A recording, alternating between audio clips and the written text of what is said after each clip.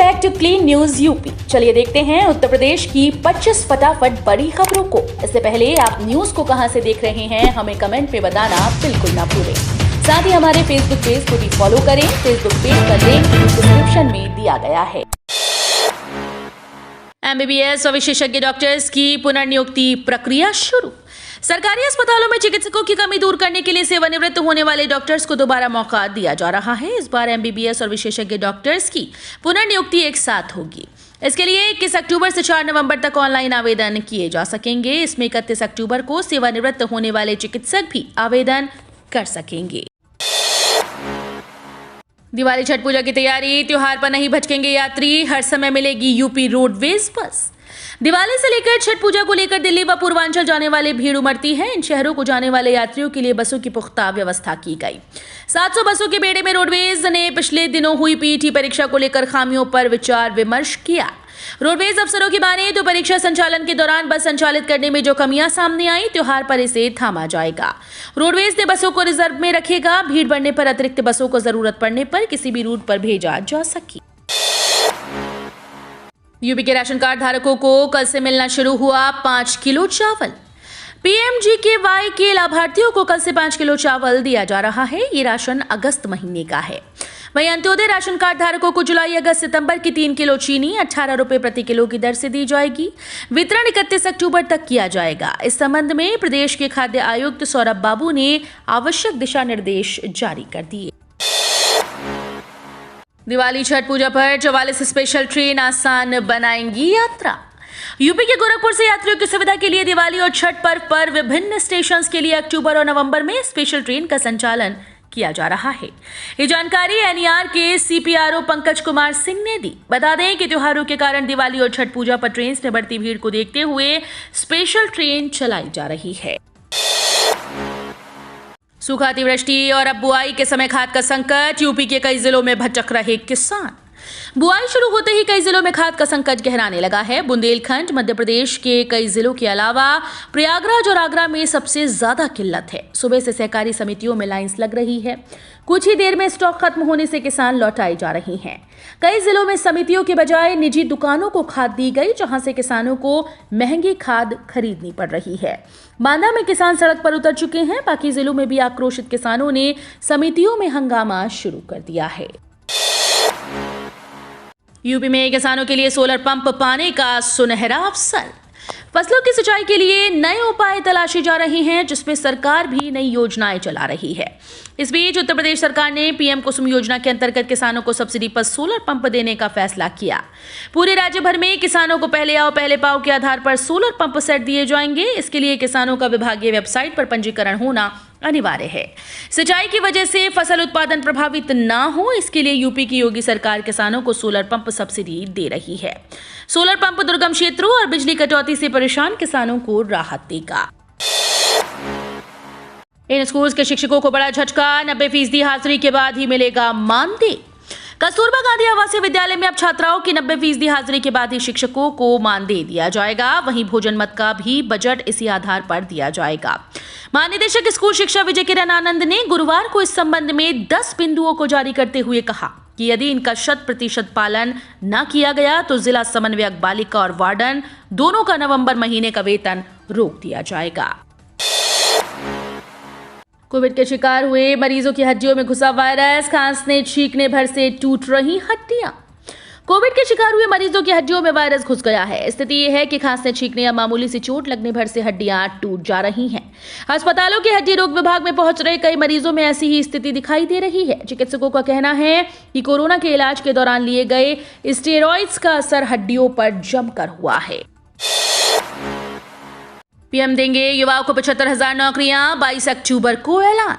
रोजगार की तलाश में जुटे युवाओं के लिए त्योहार खुशियां लेकर आने वाला है, क्योंकि इस बार दिवाली रोजगार वाली होने वाली है। खबर है कि प्रधानमंत्री नरेंद्र मोदी देश भर में हजारों नौकरियों का ऐलान करेंगे। खास बात यह है कि उन्होंने जून में ही कहा था कि अगले साल दिसंबर के अंत तक 10 लाख नौकरियां तैयार की जाएंगी। रिपोर्ट्स के मुताबिक पीएम 22 अक्टूबर यानी दिवाली के 2 दिन पहले वीडियो कॉन्फ्रेंसिंग के जरिए युवाओं से बातचीत करेंगे। इस दौरान वो 75,000 युवाओं को रोजगार का तोहफा भी देंगे। खबर है कि अलग अलग मंत्रालयों और सरकारी विभागों में 75,000 युवाओं को नियुक्ति पत्र दिए जाएंगे। राप्ती का उफान जारी, आज भी खतरे के निशान से 1.13 मीटर ऊपर।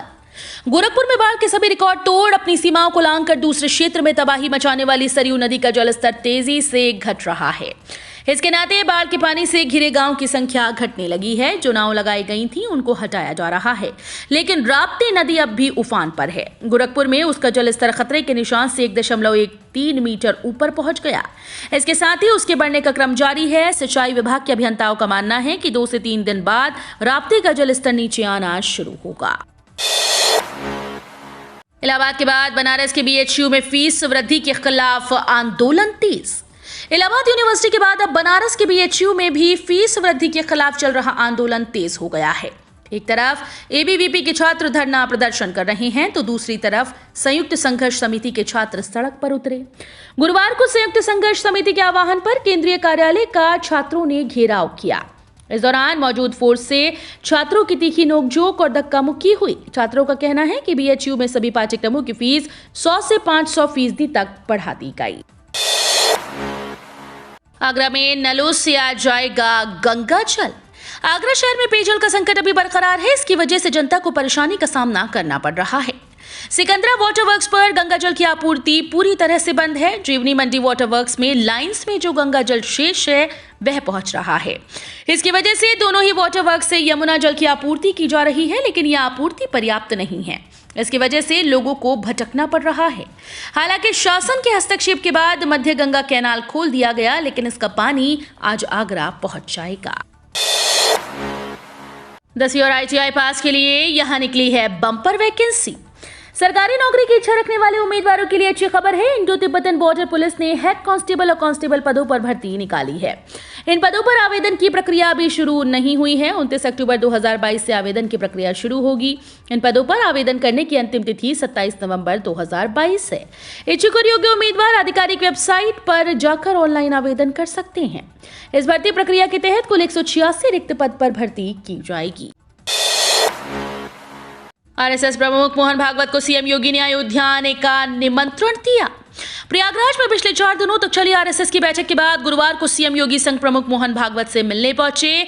मुख्यमंत्री योगी आदित्यनाथ ने करीब 1 घंटे तक संघ प्रमुख से मुलाकात की। इस दौरान भागवत को भी दीपावली के मौके पर अयोध्या आने का निमंत्रण दिया। संघ सूत्रों के अनुसार भागवत ने उनका निमंत्रण स्वीकार कर लिया है। मोहन भागवत दिवाली के मौके पर अयोध्या में होने वाले दीपदान कार्यक्रम में शामिल हो सकते हैं। पहली बार दीपोत्सव में शामिल होंगे प्रधानमंत्री नरेंद्र मोदी।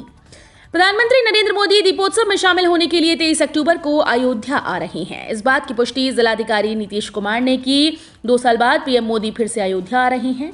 वे रामलला का दर्शन करने के साथ साथ राम मंदिर निर्माण की प्रगति भी देखेंगे। साथ ही योगी सरकार के दूसरे कार्यकाल के पहले दीपोत्सव के मुख्य अतिथि भी पीएम नरेंद्र मोदी होंगे।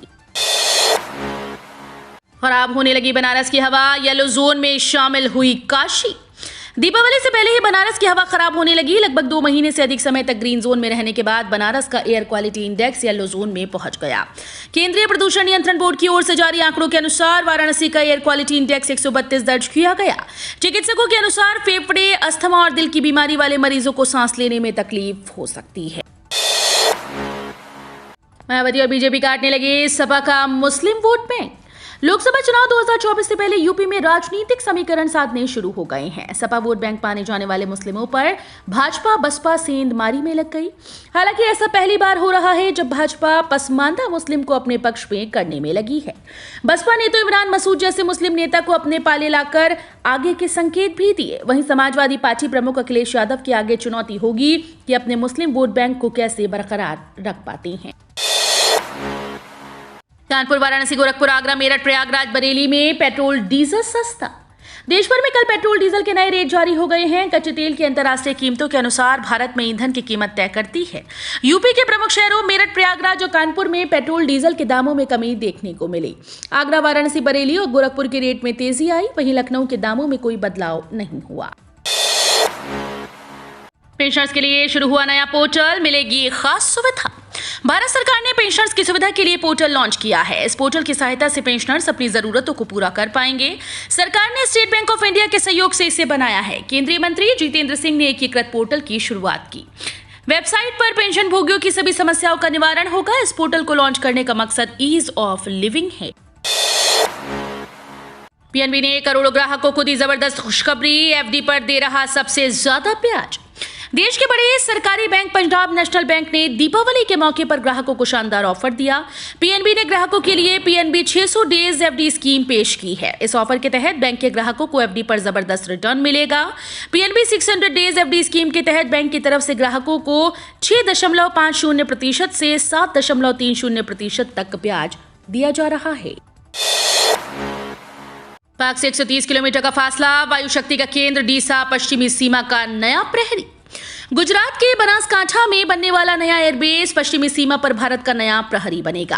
प्रधानमंत्री नरेंद्र मोदी ने डीसा में बनने वाले इस एयरबेस का शिलान्यास किया। ये वायुसेना को 52 स्टेशन होगा। पीएम मोदी ने डीसा एयरबेस के शिलान्यास के मौके पर कहा कि अगर हमारी सेना विशेष तौर पर वायुसेना डीसा में होगी तो किसी भी दुस्साहस का और बेहतर तरीके से जवाब दे पाएंगे। पीएम मोदी ने कहा कि जिस बनासकांठा ने अपनी पहचान शौर्य शक्ति के तौर पर बनाई थी, अब वो वायु शक्ति का केंद्र बनेगा। मल्लिकार्जुन खड़गे को बलि का बकरा बता रही हैं मायावती। बहुजन समाज पार्टी सुप्रीमो मायावती कांग्रेस पर हमलावर हो गई। उन्होंने इशारों में कांग्रेस अध्यक्ष चुनाव पर सवाल उठा दिए। साथ ही नए अध्यक्ष मल्लिकार्जुन खड़गे को बलि का बकरा बता दिया। उन्होंने कांग्रेस पर बाबा साहब अम्बेडकर के अपमान का भी आरोप लगाया। खड़गे ने तिरुवनंतपुरम सांसद शशि थरूर को हराकर कांग्रेस प्रमुख का चुनाव जीता है। मायावती ने ट्वीट किया कि कांग्रेस का इतिहास गवाह है कि इन्होंने दलितों व उपेक्षितों के मसीहा परम पूज्य बाबा साहेब डॉक्टर भीमराव अम्बेडकर व इनके समाज की हमेशा उपेक्षा की है। यूपी के इन कर्मचारियों को मिलेगा बोनस, दिवाली पर दी जाएगी 500 रुपए तक की मिठाई। यूपी के सहकारिता राज्य मंत्री जीपीएस राठौर ने गुरुवार को राज्य भंडारण निगम के संचालक मंडल के अध्यक्ष का पदभार ग्रहण किया। उन्होंने निगम के कार्य संचालन की समीक्षा की। वहीं पात्र कार्मिकों को 20% की दर से बोनस और दीपावली पर 500 रुपए तक की मिठाई देने के निर्देश दिए। उन्होंने निगम की क्षमता और उपयोगिता बढ़ाने के लिए प्राइवेट संस्थाओं से संपर्क कर भंडारण प्राप्त करने के निर्देश दिए। लखनऊ गाजियाबाद में मौसम रहेगा साफ। उत्तर प्रदेश की राजधानी लखनऊ में न्यूनतम तापमान 20 डिग्री और अधिकतम तापमान 32 डिग्री रहेगा। वहीं गाजियाबाद में आज न्यूनतम तापमान 19 डिग्री और अधिकतम तापमान 31 डिग्री दर्ज किया जाएगा। लखनऊ और गाजियाबाद दोनों ही जगहों पर आसमान साफ रहने के आसार हैं। पीएम आवास योजना में यूपी सबसे आगे, प्रधानमंत्री मोदी से मिला पुरस्कार। उत्तर प्रदेश को प्रधानमंत्री आवास योजना में सर्वश्रेष्ठ काम का पुरस्कार मिला है। प्रधानमंत्री नरेंद्र मोदी ने राजकोट, गुजरात में आयोजित कार्यक्रम में ये पुरस्कार दिया। मुख्य सचिव दुर्गा शंकर मिश्र, प्रमुख सचिव नगर विकास समृत अभिजात ने ये पुरस्कार लिया। मुख्य सचिव ने खुद ट्वीट कर इस बात की जानकारी दी। उन्होंने आगे लिखा कि ये यूपी के लिए गौरव का क्षण है। प्रदेशवासियों की ओर से मैं प्रधानमंत्री का हृदय से आभार व्यक्त करता हूँ। तो ये थी आज की 25 फटाफट बड़ी खबरें। अगर आपको न्यूज पसंद आई हो तो वीडियो को लाइक और शेयर जरूर करें। धन्यवाद।